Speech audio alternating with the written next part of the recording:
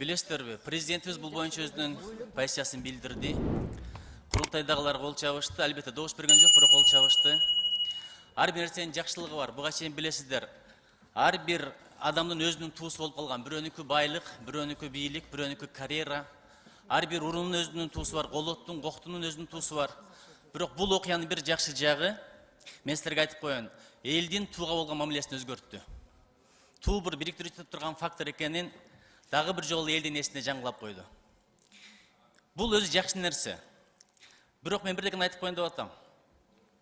Япондордо бир сөз бар. Ханава сакура хитова буш деген сөз бар япондордо. Бул деген сөз гүл сакурадай болуш керек, адам самурайдай болуш керек деген.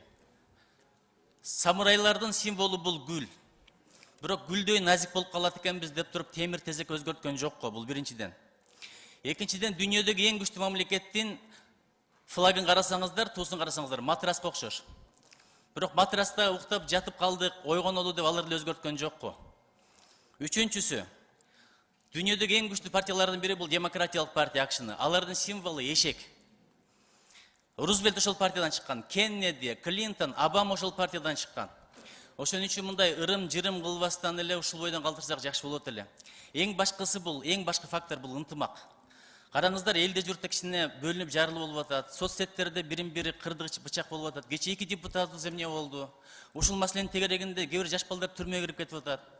Эң акыркы аргументим, эгерде 6-чы же 5-чи чакырылышта депутаттар кабыл алса мейли дейт элем. Бирок муну легендарлуу парламент кабыл алган. Ошол легендарлуу парламентте ким бар эле? Сынган кылысы жазган Төлөгөн Касымбеков бар болчу. Болот Шамшиев бар болчу, жанагы караш-карашты тарткан, бөрү зынданды тарткан. Төлөмүш Океев бар болчу. Ак Элбирстин тукумун тарткан. Масалиев бар болчу, Шеримкулов бар болчу, Бекмамат Осмонов бар болчу. Албетте президенттин пикирин сыйлайбыз. Курултайдагылар деле эл журт шайлап келди, аларды да сыйлайбыз.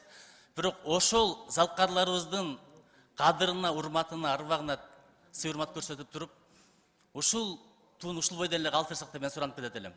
Бул жөн гана менин пикирим. Суроо берген жокмун, комментарий бербей эле коюңуздар. Чоң рахмат.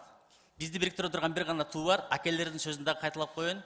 Ынтымакты туудан ал дейт, тазалыкты суудан ал дейт. Чоң рахмат. Легендарлуу парламент деп эле кайталай бергенден эч натыйжа жок. Ар бир доордун, ар бир мезгилдин өзүнүн легендасы болот. Мен ойлойм, бүгүнкү парламенттагы, бүгүнкү чакырылышта парламенттагы сөзсүз ушул мамлекеттик тууну оңдогон парламент катары легендарлуу болуп калышы толук мүмкүн, урматтуу депутаттар. Андыктан барыңыздарды куттуктайм. Ар кандай ача пикирлер болду, ачуу сөздөр болду.